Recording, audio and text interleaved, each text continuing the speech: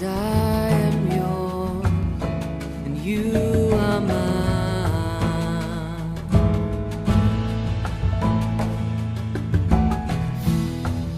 'Cause I am yours, you are mine. You are mine.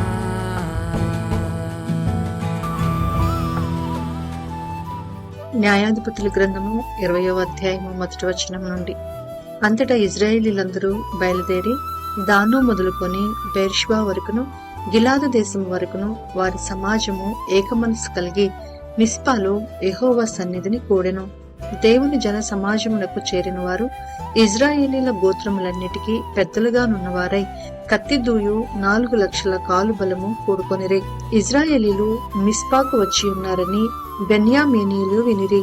ఇజ్రాయేలీలు ఈ చెడుతనము ఎట్లు చేయబడినో అది చెప్పుడని అడుగగా, చంపబడిన స్త్రీ పెన్మిటి అయిన లేవీయుడు ఉత్తరమిచ్చినదేమనగా, బెన్యామీయుల గిబియాలో రాత్రి బస చేయుటకై నేనును నా ఉపపత్నియు వచ్చి ఉండగా గిబియా వారు నా మీదికి లేచి రాత్రి నేనున్న ఇల్లు చుట్టుకొని నన్ను చంపదలచే నా ఉపపత్నిని బలవంతము చేయగా ఆమె చనిపోయెను.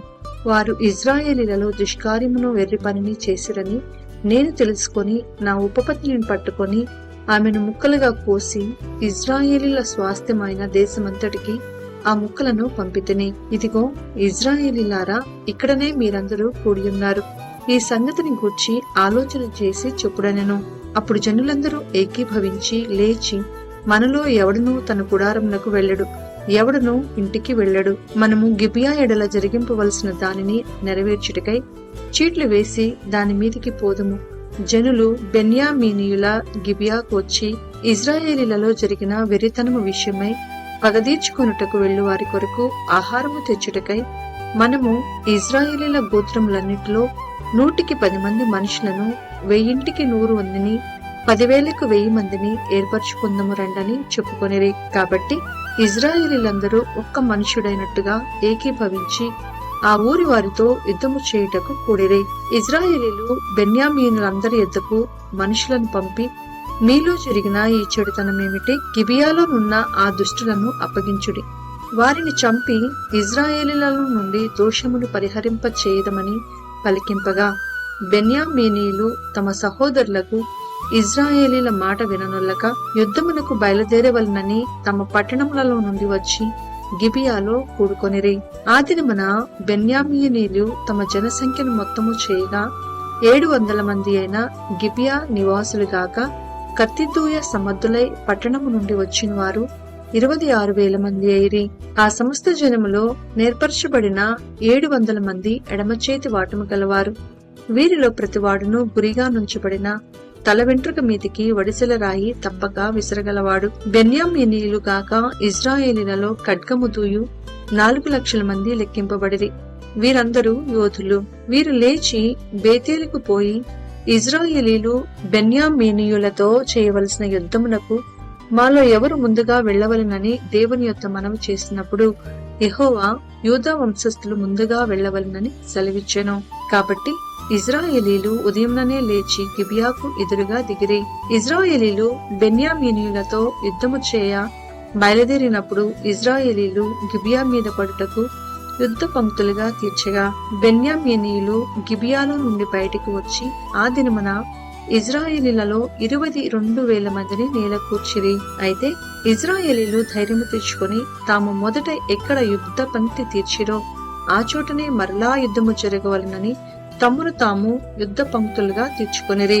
మరియు ఇజ్రాయేలీలు పోయి సాయంకాలం వరకు యెహోవా ఎదుట ఏడ్చుచు, మా సహోదరులైన బెన్యామీయులతో యుద్ధము చేయుటకు తిరిగిపోదుమా అని యెహోవా యొద్ద విచారణ చేయగా, యెహోవా వారితో యుద్ధము చేయబోవుడని సెలవిచ్చెను. కాబట్టి ఇజ్రాయేలీలు 2వ దినమున బెన్యామీనీయులతో యుద్ధము చేయరాగా, ఆ 2వ దినమున బెన్యామీనీయులు వారిని ఎదుర్కొనుటకు గిబియానులో నుండి బయలుదేరి వచ్చి ఇజ్రాయేలీలలో 18,000 మందిని నేల కూర్చి సంహరించిరి. వీరందరూ కత్తిదూయు వారు. అప్పుడు ఇజ్రాయేలీలందరూ జనులందరూ పోయి బేతేలును ప్రవేశించి ఏడ్చుచు సాయంకాలం వరకు అక్కడ యెహోవా సన్నిధిని కూర్చుండుచు ఉపవాసం ఉండి దహన బలులను సమాధాన బలులను యెహోవా సన్నిధిని అర్పించిరి. ఆ దినములలో యెహోవా నిబంధన మందసము అక్కడనే ఉండెను. అహరోను మనవడును ఎలియాజరు కుమారుడునైన ఫినెహాసు ఆ దినములలో దాని ఎదుట నిలిచివాడు. ఇశ్రాయేలీలు మరలా మా సహోదరులైన బెన్యామీనీయులతో యుద్ధమునకు పోదుమా మానుదుమా అని యెహోవా యొద్ద విచారణ చేయగా యెహోవా వెల్లుడి, రేపు నీ చేతికి వారిని అప్పగించేదనని సెలవిచ్చెను. అప్పుడు ఇశ్రాయేలీలు గిబియా చుట్టూ మాటుగాండ్రను పెట్టిరి. 3వ దినమున ఇశ్రాయేలీలు బెన్యామీనీయులతో యుద్ధమునకు పోయి మునుపటి వలె గిబియా వారితో యుద్ధము చేయుటకు సిద్ధపడగా బెన్యామీనీయులు వారిని ఎదుర్కొనుటకు బయలుదేరి పట్టణంలో నుండి తొలగి వచ్చి మునుపటి వలె ఇశ్రాయేలీలలో గాయపరచబడిన వారిని ఇంచుమించు 30 మంది మనుషులను రాజమార్గములలో చంపుచూ వచ్చిరి. ఆ మార్గములలో ఒకటి బేతేలునకును ఒకటి పొలంలోనున్న గిబియాకును పోవుచున్నవి. బెన్యామీనీయులు మునుపటి వలె వారు మన ఎదుట నిలువలేక కొట్టబడి ఉన్నారని అనుకునిరి. కాని ఇశ్రాయేలీలు మనము పారిపోయి వారిని పట్టణంలో నుండి రాజమార్గములలోనికి రాజేయుధము రండని చెప్పుకొని ఉండిరి. ఇశ్రాయేలీలందరూ తమ చోట నుండి లేచి బయల్తామారులో తమను తాము యుద్ధమునకు సిద్ధపరచుకొనులోగా ఇశ్రాయేలీల మాటుగాండ్రను తమ చోట నుండి గిబియా బట్ట బయటి మార్గమునకు త్వరగా వచ్చిరి. అప్పుడు ఇశ్రాయేలీలందరిలో నుండి ఏర్పరచబడిన 10,000 మంది గిబియాకు ఎదురుగా వచ్చినందున కఠిన యుద్ధము జరిగెను. అయితే తమకు అపాయము తటస్థమైనదని బెన్యామీనీయులకు తెలియలేదు. అప్పుడు యెహోవా ఇశ్రాయేలుల చేత బెన్యామీనీయులను హతము చేయించెను. ఆ దినమున ఇశ్రాయేలీలు బెన్యామీనీయులలో 25,100 మంది మనుషులను చంపిరి. వీరందరూ కత్తి దూయువారు. బెన్యామీనీయులు జరుగుదాన్ని చూచి తమకు అపజయము కలిగినదని తెలుసుకునిరి. ఇశ్రాయేలీలు తాము గిబియా మీద పెట్టిన మాటుగాండ్రను నమ్మి బెన్యామీనులకు స్థలమిచ్చిరి. గిబియాలో చొరబడి కత్తివాతను ఆ పట్టణములోని వారినందరినీ హతము చేసిరి. ఇశ్రాయేలీలకును మాటుగాండ్రకును నిర్ణయమైన సంకేతమొకటి ఉండెను. అదేదనగా వారు పట్టణంలో నుండి పొగ గొప్ప మేఘము వలె లేచినట్లు చేయుటయే. ఇశ్రాయేలీలు యుద్ధం నుండి వెనుక పట్టణంలో నుండి పొగ గొప్ప మేఘము వలె లేచినట్లు చేయుటయే.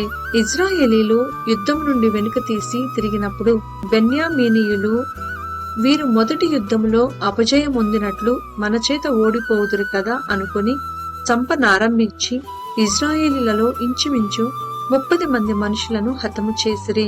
అయితే పట్టణం నుండి ఆకాశము తట్టు స్తంభరూపముగా పొగ పైకి లేవనారంభింపగా బెన్యామీనీయులు వెనుక తట్టు తిరిగి చూచిరి. అప్పుడు ఆ పట్టణమంతయు ధూమమయమై ఆకాశమునకెక్కుచుండెను. ఇశ్రాయేలీలు తిరిగినప్పుడు బెన్యామీనీయులు తమకు అపజయము కలిగినదని తెలుసుకుని విభ్రాంతి నొంది ఎడారి మార్గము తట్టు వెళ్ళుదమని ఇశ్రాయేలీల ఎదుట వెనుకకు తిరిగిరి. కాని యుద్ధమున తరుమబడగా పట్టణములలో నుండి వచ్చిన వారు మధ్య మార్గమందే వారిని చంపిరి. ఇశ్రాయేలీలు బెన్యామీయులను చుట్టుకొని తరిమి తూర్పు దిక్కున గిబియాకు ఎదురుగా వారు దిగిన స్థలమున వారిని త్రొక్కుచుండిరి.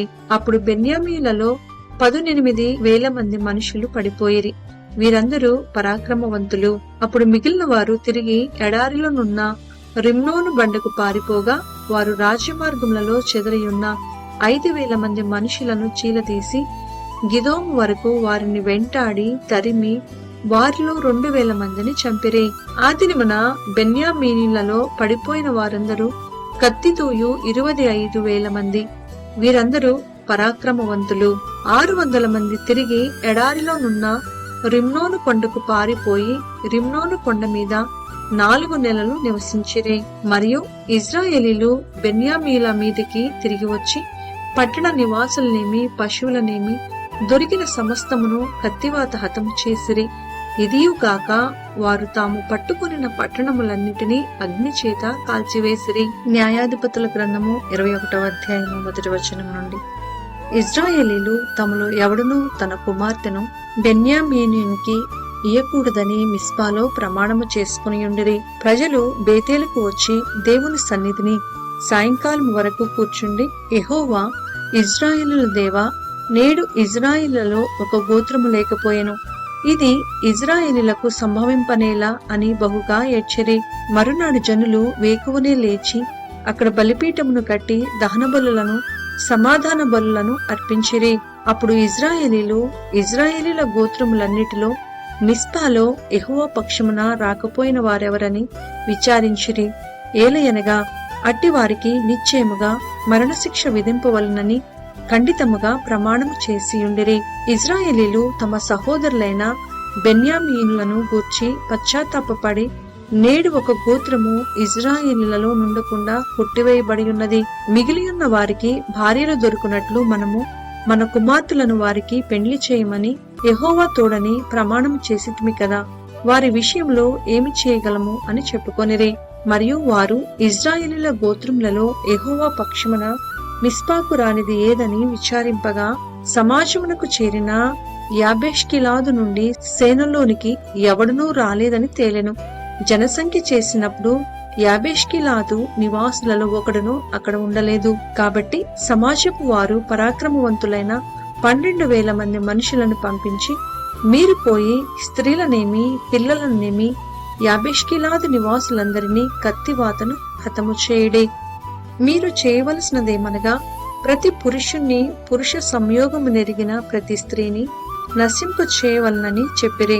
యాబేష్గిలాదు నివాసులలో పురుష సంయోగము నెరుగని 400 మంది కన్నికలైన స్త్రీలు దొరకగా, కనాను దేశమందలి షీలోహులోనున్న సేనలోనికి వారిని తీసుకుని వచ్చిరి. ఆ సర్వ సమాజము రిమ్నోను కొండలోనున్న బెన్యామీనులతో మాటలాడుటకును వారిని సమాధానపరచుటకును వర్తమానము పంపగా, ఆ వేళను బెన్యామీనీయులు తిరిగి వచ్చిరి. అప్పుడు వారు తాము యాబేష్గిలాదు స్త్రీలలో బ్రతకనిచ్చిన వారిని వారికిచ్చి పెండ్లి చేసిరి. ఆ స్త్రీలు వారికి చాలకపోగా, యెహోవా ఇజ్రాయేలు గోత్రములలో లోపము కలుగచేసి ఉండుట జనులు చూచి బెన్యామీనీయులను గూర్చి పశ్చాత్తాపడిరే. సమాజ ప్రధానులు బెన్యామీను గోత్రములో స్త్రీలు నశించియుండుట చూచి, మిగిలిన వారికి భార్యలు దొరుకునట్లు మనమేమి చేయదమని యోచించుకొని, ఇజ్రాయేలీలలో నుండి ఒక గోత్రము తుడిచివేయబడకుండునట్లు బెన్యామీనీయులలో తప్పించుకొనిన వారికి స్వాస్థ్యముండవలెననిరే. ఇజ్రాయేలీలలో ఎవడైనను తన కుమార్తెను బెన్యామీనునికి ఇచ్చిన ఎడల వాడు నిర్మూలము చేయబడునని ప్రమాణము చేసి ఉన్నాము గనక, మనము మన కుమార్తెలను వారికి పెండ్లి చేయకూడదని చెప్పుకొనుచుండిరి. కాగా వారు బెన్యామీనీయులతో ఇట్లనిరి, ఇదిగో, బేతేలుకు ఉత్తర దిక్కున, బేతేలు నుండి షెకెమునకు పోవు రాజమార్గమునకు తూర్పుననున్న లెబోనాకు దక్షిణ దిక్కున యెహోవాకు పండుగ ఏటేటా షీలోహులో జరుగునని చెప్పి బెన్యామీనులను చూచి, మీరు వెళ్లి ద్రాక్ష తోటలలో మాటున నుండి షీలోహు స్త్రీలు నాట్యమాడు వారితో కలిసి నాట్యమాడుటకు బయలుదేరగా, ద్రాక్ష తోటలలో నుండి బయలుదేరి వచ్చి పెండ్లి చేసుకొనుటకు ప్రతివాడును షీలోహు స్త్రీలలో ఒకదాన్ని పట్టుకొని బెన్యామీనీయుల దేశమునకు పారిపోవుడి. తరువాత వారి తండ్రులైనను సహోదరులైనను వాదించుటకు మీ యొద్దకు వచ్చిన యెడల, మేము ఆ యుద్ధమును బట్టి వారిలో ప్రతివానికిని పెండ్లికి స్త్రీ దొరకలేదు కనుక ఈ స్త్రీలను దయచేసి మాకియుడి. ఈ సమయమున వారికిచ్చిన యెడల మీరు అపరాధులగుదురు కనుక మాకిచ్చినట్లుగా ఇయుడని వారితో చెప్పెదమనిరి. కాగా బెన్యామీనీయులు అట్లు చేసి తమ లెక్క చొప్పున నాట్యమాడిన వారిలో నుండి స్త్రీలను పట్టుకొని వారిని తీసుకుని పోయి తమ స్వాస్థ్యమునకు వెళ్లి పట్టణములను కట్టి వాటిలో నివసించిరి. అటు పిమ్మట ఇజ్రాయేలీలలో ప్రతివాడును అక్కడ నుండి తమ గోత్ర స్థానములకును కుటుంబములకును పోయెను. అందరూ అక్కడ నుండి బయలుదేరి తమ స్వాస్థ్యములకు పోయిరి. ఆ దినములలో ఇజ్రాయేలీలకు రాజు లేడు. ప్రతివాడును తన ఇష్టానుసారముగా ప్రవర్తించుచూ వచ్చెను.